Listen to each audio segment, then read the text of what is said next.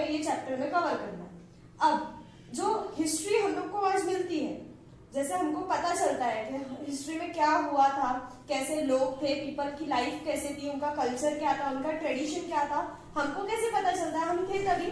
नहीं थे। तो हमें जो सोर्सेज है जिसके जरिए हमें पुरानी चीजें पता चली कि पहले के लोग कैसे थे, उनकी लाइफस्टाइल कैसी थी, वो किसके जरिए? Sources of history.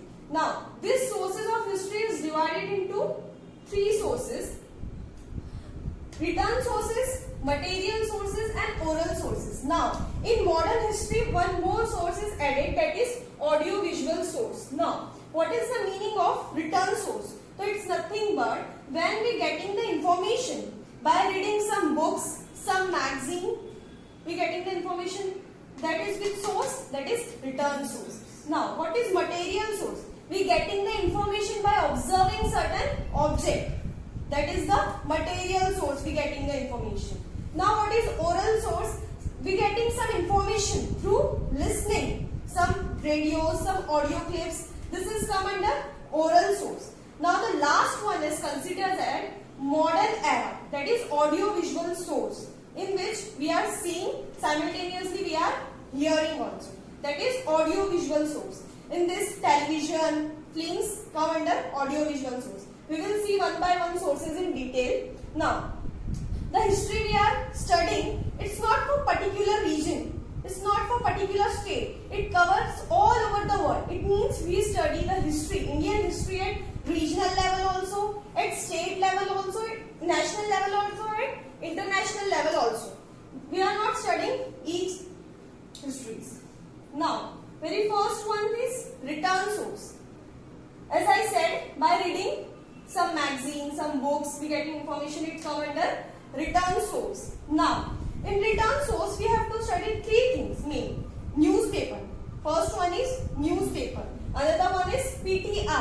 It stands for what? It stands for PTI. What is the meaning of PTI? So Press Trust of India.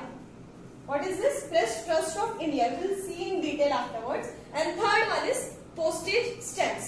What we have to learn under written sources? First one is newspaper, next one is PTI, that stands for Press Trust of India, and third one is postage stamps. Now if you have to write short note on written sources, you have to click your brain 3 things. First is newspaper, second one is PTI, and third one is postage stamps. We will see in detail what is newspaper, what is PTI, and what is postage stamp. First one is newspaper. Now what is the importance of newspaper at that time? Which time? Don't forget we are studying about post-independent era, period of post-independent era. At that time, what is the importance of newspaper? So newspaper is considered as 4th pillar of democracy and major medium of information. It means the newspaper is considered as a major medium. सारी information pass होने का एक ही medium था उस time पे, क्या था वो? न्यूज़पेपर। न्यूज़पेपर के जरिए सारे पीपल्स को सब इंफॉर्मेशन मिलती थी। समझ में आया? No alternative to print media in modern era, alternative available because of internet. अब now at that time no alternative to print media. Print media means printing the newspaper, the printing companies, it is known as print media. अब no alternative means newspaper की competition में कोई भी medium नहीं था जिससे हम information को क्या कर सके, spread कर सके. That means no alternative available. But as the use of internet increase, the alternative becomes available. ठीक है? पहले सिर्फ information का एक ही source था, क्या था वो? Newspaper. तो वो टाइम पे उसको क्या कहा जाता था? Major medium. बट जैसे जैसे इंटरनेट का यूज क्या हुआ, इंक्रीज हुआ, तब क्या हुआ, उसके अल्टरनेटिव अवेलेबल हुए. हमें फिल्म्स के जरिए इंफॉर्मेशन मिलने लगी, हमें न्यूज़ के जरिए इंफॉर्मेशन मिलने लगी, ऑडियो क्लिप्स, रेडियो क्लिप्स के जरिए भी इंफॉर्मेशन हमें मिलने लगी. बट आज भी अल्टरनेटिव होने के बाद भी न्यूज़पेपर बंद हो चुका है? नहीं, उसका इंपॉर्टेंस है. समझ में आया? सेकेंड पॉइंट क्लियर है? No alternative available to print media at that time, but as the uses of internet increased, the alternative became available. Then also newspaper is important nowadays. ठीक है? Now this is the 2 point for newspaper. Now what about third point? So it provides information. Newspaper provides information. Informations of what? So arts, sport, political affairs etcetera of that time. It means उस time पे arts क्या क्या होते थे, उस time की paintings, arts, crafts, वो सब पता चलता था. स्पोर्ट्स, कौन से टाइप के स्पोर्ट्स खेले जाते थे, वो भी इंफॉर्मेशन में सारे इंटरनेशनल लेवल्स की इंफॉर्मेशन क्या होती थी, अवेलेबल रहती थी. कल्चरल, उस टाइम का कल्चरल कैसा था, पीपल कौन सा कल्चर फॉलो करते थे, उनका ट्रेडिशन, उनका स्टैंडर्ड ऑफ लिविंग, सारी इंफॉर्मेशन क्या होती थी, नेशनली इंटरनेशनल लेवल पे स्प्रेड होती थी बिकॉज ऑफ न्यूज़पेपर. ठीक है. Now last point about the newspaper is special supplement at end of the year to overview important event of the year. It means at the end of the year the person or the company who newspaper में जो information डालते थे वो लोग क्या करते थे, एक स्पेशल सप्लीमेंट करके एक न्यूज़पेपर आता था. कब? Eight the end of the year. अब वो आने की वजह क्या थी, क्या नीड थी उसकी, टू ओवरव्यू, ठीक है, सब शॉर्ट समराइज करके पूरे साल में जितने भी हिस्टोरिक इंपॉर्टेंट इवेंट्स हुए हैं उसका एक समरी रहता था. किसमें? स्पेशल सप्लीमेंट में. So that at the end of the year उनको पता चलता था कि ये साल में इतने सारे हिस्टोरिक इवेंट्स हुए हैं, उसमें क्या क्या इंपॉर्टेंट थिंग्स थी, वो सब एक ही साथ उन लोगों को at the end of the year किसमें पता चलता था, special supplement through the medium of newspaper. समझ में आया? This 4 points you have to remember for newspaper. ठीक है. We had completed other whole paragraph of newspaper. ठीक है. You read the textbook and if you have any doubt then ask me, because we already covered in 4 point only. ठीक है. Now second one is Press Trust of India. This is again also the second source of return sources. ठीक है.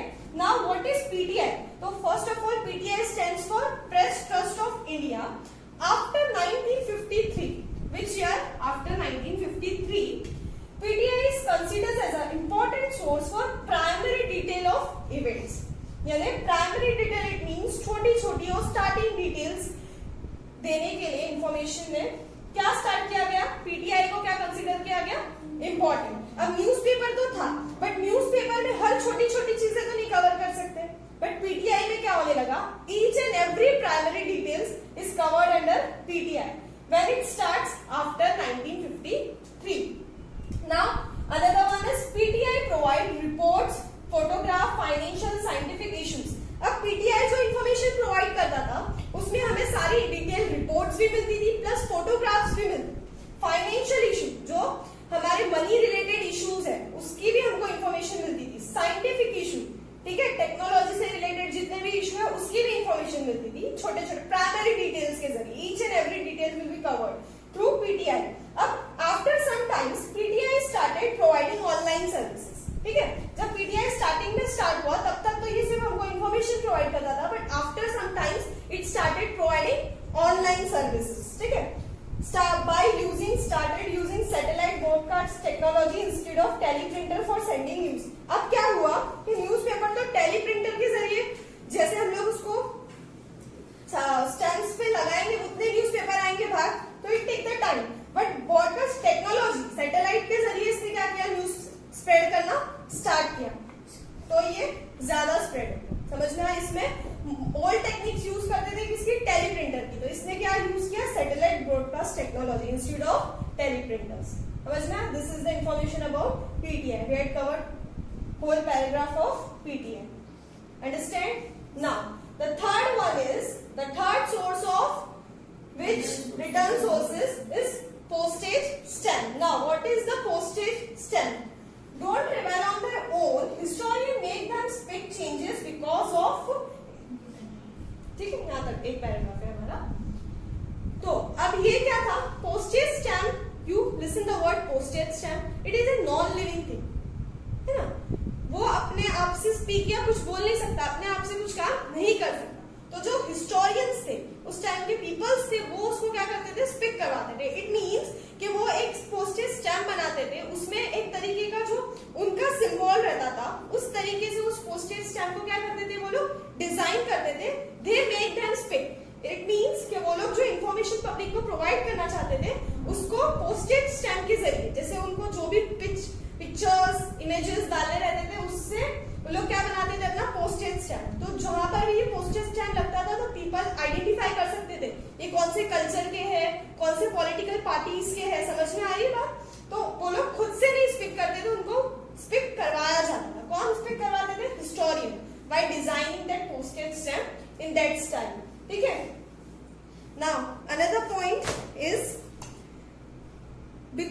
Independence, ठीक है, changes the variety of stems, ठीक है, एक point यहाँ मिस आउट हुआ है, varieties, size, colour, themes etcetera, ठीक है।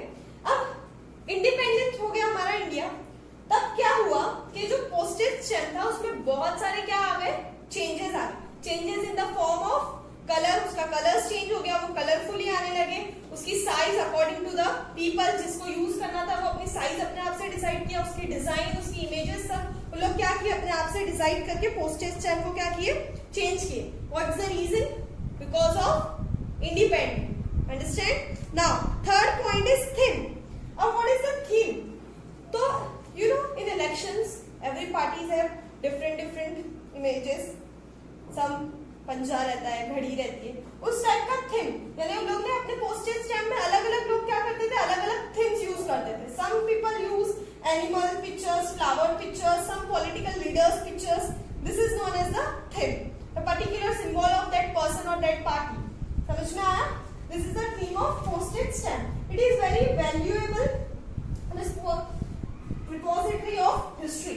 अब पोस्टेज स्टैम्प को क्या कहा गया, वैल्यूएबल रिपोजिटरी।